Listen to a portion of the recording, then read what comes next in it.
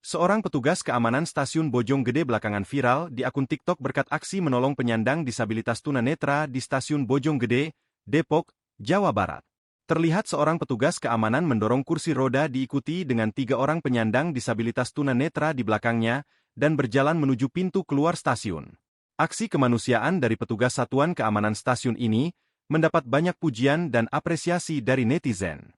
Menanggapi viralnya postingan seorang petugas keamanan ini, Vice President Corporate Secretary KAI Services, Rahman Firhan, mengatakan, "Kita sebagai perusahaan pengelola satuan keamanan yang bertugas di stasiun menanamkan kepada setiap petugas satuan keamanan untuk menjadi tegas namun tetap humanis serta memberikan pelayanan dengan hati kepada setiap penumpang KRL." Firhan menambahkan, petugas satuan keamanan KAI Services juga diberikan training hospitality yang berisi materi bagaimana memberikan pelayanan terbaik kepada penumpang.